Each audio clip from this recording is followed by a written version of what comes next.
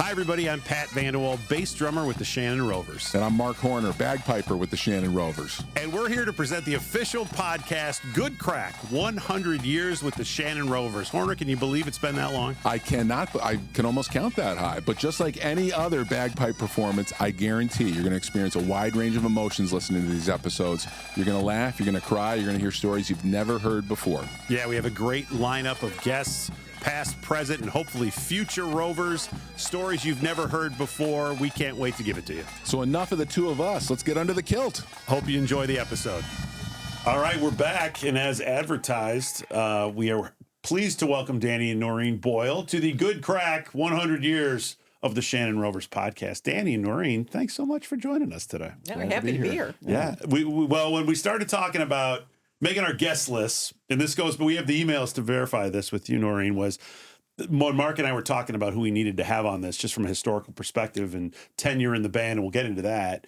You guys were a no-brainer. And I'm glad that we were able to work this out. This is not just going to be something that we do all before St. Patrick's Day. It's going to be something we do leading up to the 100th celebration in July. And then hopefully, if it's got some legs, beyond, too. Okay. It's kind of like a living, sort of documented, this is the Shannon Rovers kind of thing, right? Warts and all, fun and all, from the serious to the crazy, all that kind of stuff. And we've talked to Tom Finnegan and Brian Costello and Billy and Peg Macias. So we've had a nice cross section of people.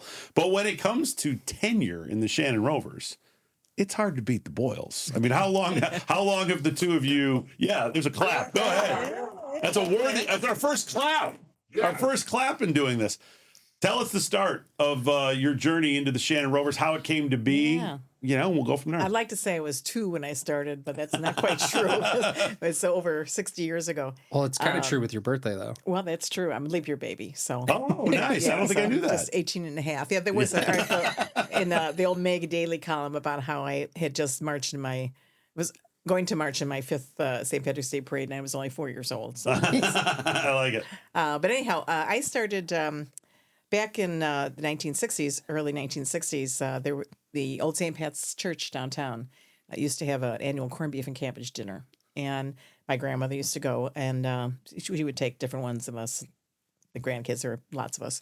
So then my dad would take us, started taking us after that. And we went down, and that's when I first saw the Shannon Rovers. I can remember exactly where I was at and where I stood. And I saw them come out, and I was just mesmerized. And I did know how I was playing the piano. I'd been playing the piano for a few years at that point. So it was, familiar with music and that. And I knew how to read music, and I knew, notation and all that. So when they were done, I guess my dad looked at me and said, "Would you like to learn how to play the pipes?" And I said, "Oh, I'd love to."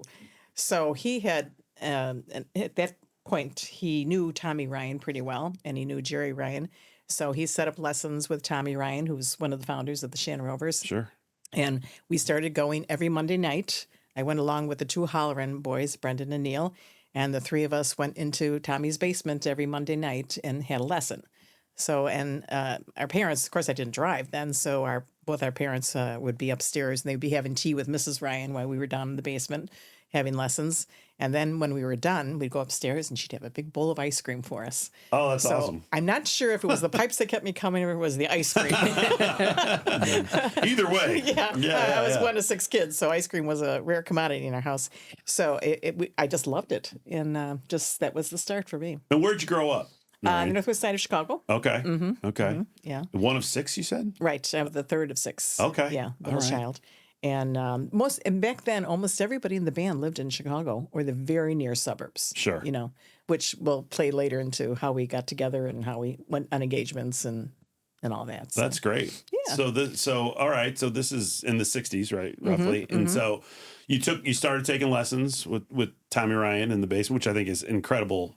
I mean, that guy did more for the promotion of this band. I mean, he really was the face of the org, right? For years and years. Absolutely. Things I've learned from just doing a little bit of research into this, that they played at the Columbian Exposition or whatever, and he's there with a group of Shannon Rovers at the Irish Village at the time, right? Mm-hmm, and I mean, the Columbian Expo is one of the 4 stars on the Chicago flag. I mean, like, that's a big, significant deal. Yeah. And he made sure that they were there, right? And just he was around for a long time. It seems like everybody who has been in the band to that are a certain age had a great relationship with him, and he was a political guy too. Like he knew his politics. Danny, when did you meet Tommy Ryan? He kept it going all those years. When a lot of the original ones dropped out, he kept it going.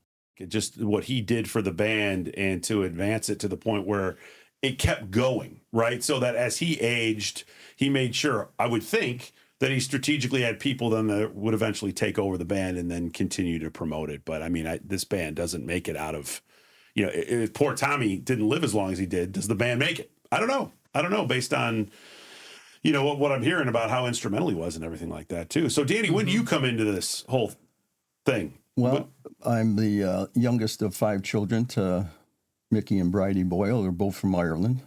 My dad was from Armore Island in Donegal. My mom was from County Cavan, near Ballyjamesduff. And I came from, like I said, I was the last of the 5. I had 3 older sisters that were all Irish dancers, and there was always Irish music on in the house. They were always dancing through the house at one point or another. So kind of grew up with Irish, music. And my uncles all played, my dad's brothers all played bagpipes and fiddles, and they were with the Shannon Rovers at one point or another throughout the years. Oh, no kidding. Yeah. Okay. All right. So it was a family business over there too. The business of being Irish. Yeah. Exactly. And the love of the music and everything like that. That's great. Yeah. So how did this relationship, this blessed union, come to be here? Sure luck on his part. All right. Sure luck on his part for sure. Yeah, 100%. No, I was dating somebody else at the time, but I was in the band when he came in the band, and I was just a teenager then, so there wasn't a whole lot going on. And it wasn't until I went away to school and to college, and I came back, and then we kind of discovered each other. Okay. So then we used to go up and play a lot of the same engagements and that kind of cemented it, and the attraction began, and then we dated for I think about 5-6 years or whatever. 4 years, we kept 5 years. getting all this. Are they ever going to get married? Oh yeah, sure. All those fun questions everybody loves fielding when they're that age too. Like, thanks, guys. You guys joined the band independently, and that's where you met. We did. Right. We did. Yeah. In the band. Yeah. I think there's a kind of lost count now. Maybe through the years, 4 or 5 marriages of Rovers. That people that met in the band. That was going to be a question I had, because I've been in the band. This is only going to be my 7th year, but you two are the only band married couple that I can think of that were in the band together. Like, we've had siblings, we've had sons and daughters, we've had cousins and stuff. What were you going to say, Bill? No, so you got Tim and Alexis. Oh yeah, I forgot Tim and Alexis. You two, Patty and Chris Driscoll. And Marty and Marita. Those are 4 I can think of off the top of my head. Well, I clearly have not done my research deep enough on all these people who I know. No, I didn't know. I'll defend myself on the Driscolls, but yes. Would you like me to get down on bended knee right now? No, we're good. You and I. We've already shocked your wife enough on this podcast with Billy's recollections of an Ireland trip when he was in 8th grade. But so you've seen, okay, so certainly let's do the longest tenured couple in the band. We can do that. So what's made you want to stay in the band as long as you have? Suzanne Wright too. That was another one. That was another. Yeah. But those are that. Mike, excuse me. Go for it. The first my count was of people that met in the band and got married. Yeah. Yeah. So I think there's maybe 5. I think there's 5 currently married couples in the band. Yeah, Alexis and the Truckos. Of course, they didn't meet in the band. band. They didn't meet in the band. No, they're in the band together. In the band, There's some that are in the band together, but meeting in the band and dating and then eventually getting married. That number's even smaller. So it's hard to say, as a couple, how long? We probably, if I've been in the band 60 years, we've married. It's 48 years. We're married 48 years now. Okay. No, 49. That's 49. 49 years. 50 this year. Duh. Yeah. So it'll be 50. So it'll be who's on counting? Valentine's Day. Seems like So 50 years. So I don't know. Who I don't think there's been a married couple in the band longer than we were. Jimmy and Susie Enright were in for a long time. They were another couple that met in the band and married, but I don't think they made it to their 50th. I could be wrong about that, but if we're not the oldest couple, then we're the second. Okay. But we could have been longevity wise, could be the longest married couple in the band. Sure, You know? sure. Definitely continuously in the band. Too. And that's probably the only reason we both stayed in the band, because we knew what each other was doing when they went out. Yeah, right. And Marc was Yeah. still married. Right, for better or worse, right? Yeah, absolutely. And a lot of eyes. There were a lot of eyes out there. So I knew I could go to band practice next Thursday and find out what went on the week before. Or what went on in the I thought she engagement. knew what went on. Right. Right. Yeah, Exactly. Well, Danny, I've always known you as a bass drummer and a tenor drummer. Did you ever play any other instruments in the band in the Rovers? I don't know this, so forgive my ignorance. I was a color guard when I started out in the color guard. Okay. 1968, and from then moved on to learn the tenor drum. Pat Driscoll was my teacher, and myself and Johnny McLaughlin. He was a longtime member too. My brother-in-law. We Sure. started at the same time in 1968. Tell them the story about you and Johnny meeting up with Jerry Ryan, Tommy's son. Okay. You know. Well, from one of my trips to Ireland, I went back with my mom for the most part, and then when we came back, I said, you should go back to Ireland. It's a great place, and I had such a great time when I was there. So he says, I know Jerry Ryan and the Shannon Rovers. They go back almost every year. So he said, let me call him. So we went over there, and Paul Ryan was there, and Tommy and Jerry, and we said that we'd like to get involved with the Shannon Rovers, and we told him. He said, well, what instruments do you play? And we said, neither one of us play any instruments. He said, can you read music? No, neither one of us can read music. This sounds like me, so keep going. Yeah. So he says, can you put one foot in front of the other? So that we can give you, we said. Yeah. So that was the start. He said, I think you two will make great Shannon Rovers. And that's how it all started.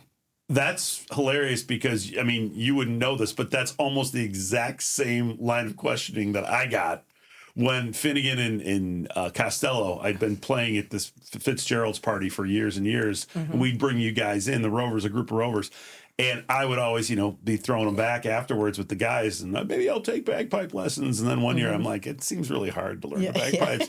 And I'd like, what about the bass drum? And I think it was Corcoran who said, I don't know, could you put one foot in front of the other and do that? And I was like, maybe. It sounds like something I can handle because I don't read music. I still don't read music, but you learn the tunes and you learn where the beats are, and you have someone who understands how to explain it to you. Like Billy. Billy's been my drum sergeant since I've started in the band, which has been great. But yeah, so you never know how you're going to get involved, right? And then it just keeps evolving into this, it's a hobby that becomes part of your life, and then it trickles into everything you'd find in a big, especially Irish family, right? There's always some fisticuffs, metaphorically speaking, or sometimes physical. But there's always every family argues, every family gripes, every family has difference of opinion. Everybody wants to be the last one in, too, with their opinion, because if you say it last, you're right? Like you feel like you won something.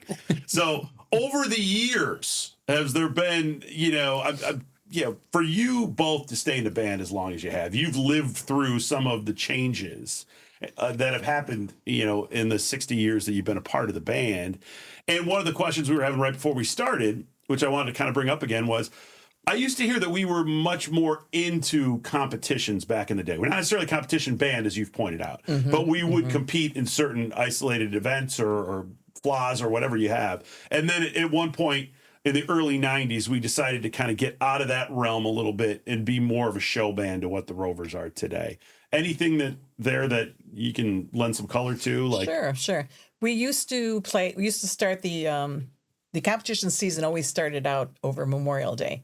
And the first nearby competition was in Alma, Michigan, there at the university. So every May we get a group together prior to that and get a set developed competition set developed, and we would compete in that competition. Now that some years that was the only competition we did. But then as the years went on, we started doing a little bit more competitions, and some of them is kind of a way, I think, to frame a trip away for the band. Maybe people needed to say that at home. We're going to compete in New York, so I've got to go, and here's the dates, But we did compete in New York and Long Island. I think we did that a couple times. And then we went down to Florida. That was another great trip. We were in Orlando, and we competed down there. And then we went up to Canada, up to... it was the CIE. Was that in Toronto? Toronto. And we competed up there. So there always is a nice little trip that kind of went along with the competitions. And so we did that. And then, when I started, in fact, the pipe major at that time, Tommy Kerr, he was a Scotsman, and there were a number of Scotsmen in the band back then. And all their pipe bands pretty much then all played Scottish music. Sure. You know, they weren't playing Irish music and that. So, and when you went to all these competitions, they were Scottish competitions, and they played Scottish music. So our repertoire at that time was pretty much Scottish music only. That's all we played. And I would say it was when Pete Conroy became pipe major, he kind of started bringing in more of the Irish music. So what time frame is this around? Like well, 80s maybe? Or when was he pipe major? No, it would have been later. It would have was been after. It would have been the after- 90s. Okay. 90s to the 2000s. Somewhere there, you know, during Pete's tenure in that. So we did compete, and we'd like to take trips, and you know there were other trips we took, other big trips we took, conventions and things like that. But so we enjoyed the competition, and we had a lot of seminars where they would bring, you know, different pipe majors of note to come in and to teach and that.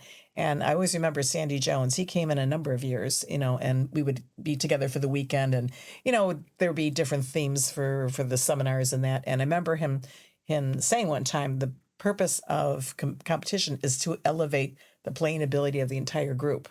So even if everybody doesn't compete, you've elevated the entire group playing up to a higher standard. So competition, we never saw it as a bad thing. And we used to belong to the Midwest Pipe Band Association.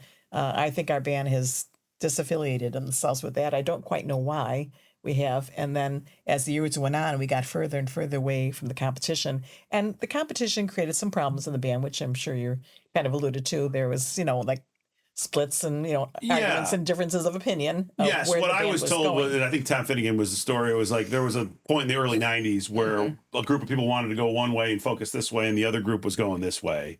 And it caused some consternation in the band, and some relationships were damaged, and people left the band. But the group that is now the Shannon Rovers seems to be more of the show band, play the jobs, play events, but not as many competitions, right?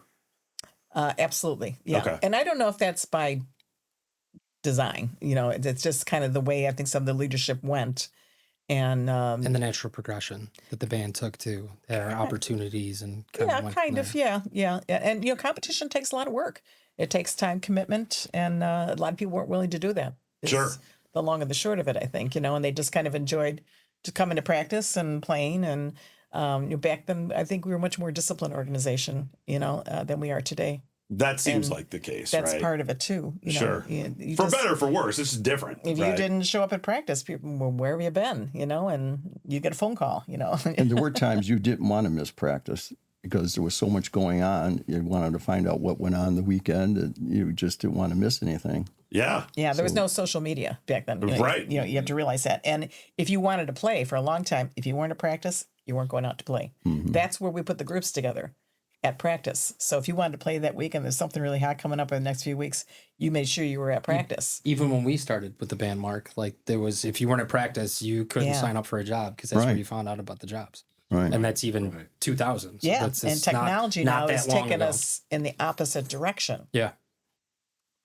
Yeah, I mean, as a casual observer, I think that makes a lot of sense. Yeah. Like, I would think that Yeah. fundamentally, Yes. if you're not ready to play jobs because you don't go to practices, like you probably need to be told, maybe you need to sit this one out until you've hit this, or this, right? There's many Sometimes, practices, yeah, something yeah. like that, right? Yeah, and- In a, you know, in a pinch, it's different. Sure. But Yeah, it depends. I mean, in a smaller group, then it becomes a problem. But larger groups, you know, you can carry someone Yeah. who hasn't been there, you know. And Pat, you got to realize too, at the band of the 70s and the 80s and the early 90s was 35 people. Yeah, let's talk about that a little bit, about the growth of the band now, because now I always say we're around 90 when we're all together, right? Yeah. All of us on Parade Day are around Yeah, 90. we're putting close to 80 people on the street the last 5-6 St. Patrick's days. Is that They're probably including coming the up to color 10, guard? Including the color guard. Yeah, if you include the color guard, everyone in the kilt, we're somewhere between 70 and 80 for probably about 10, 12 years now. And so when you two started in the band, it was a lot fewer? 30, 35. Yeah. That's Wow. what we got. Yeah. Okay. Yeah. Okay. And so what do we think the impetus behind that was? With the color guard. Yeah. I mean, same thing with the color guard. Because that's a small but mighty group. But I also assume that you weren't playing as many jobs as we play now, We're right? busy every weekend. Well, we On the we went weekends. out, but Yeah. probably Well, the wedding. Like it's on hard St. to say. Patrick's Day Parade Day, we're playing No, seven we groups. didn't do that and- many because we didn't do these shots where you're in, you play, and you know you don't have time to turn around, then you're out the door. You know, we would go and play, and we'd have a few drinks or whatever like that, take one for the road, and we'd go off to the next place. Sure. And, we did a lot more political. There were no events. There were no buses back then, so we were all in cars on St. Patrick's Day. So we would, and once in a while we'd take cabs when we were downtown, but we were taking cars everywhere. So it was a different way of playing. So we felt we were really busy, but we weren't compared to today. They didn't have like 5 groups out and all that. Sure. And doing all that. So sure. When we're talking about like political, was there a reason that we played a lot of political events, or we were just invited because we were the band of recognition, right, for the Irish community in Chicago? Yeah, that's the way I would put it. And too, you have to realize that we kind of started out, our notoriety came under Mayor Richard J. Daley. Sure. And back then, there were 2 parades in the early 1950s. There was one on the west side and one on the south side. And Tommy Ryan was very involved in the west side parade. He and Tom Gibbons and there were a couple other people that were very involved in that parade. And as the story goes, Steve Bailey, who was the business manager of Local 130, Plumbers Local 130, he and Richard J. Daley were good friends. And he decided, Richard J. Daley did, let's have one parade for all of Chicago and let's have it downtown. So when he brought it downtown, he enlisted Steve Bailey from the Plumbers Union to run the parade, which is how the plumbers came to run the parade all these years. Which is a perfect transition to, having plumbers in the house here today. And daughter of plumber. And the daughter, there you go. I don't think I knew that. I don't even think I knew that. Yeah. Oh, that's fantastic. We really hope you enjoyed this episode. Thanks so much for listening. For more information, events and history, stories about the Shannon Rovers, visit our website at shannonrovers.com. And don't be shy about booking us for your next event. A Shannon Rovers experience is not to be missed, and ask for that Pat and Marc discount. It's actually a premium.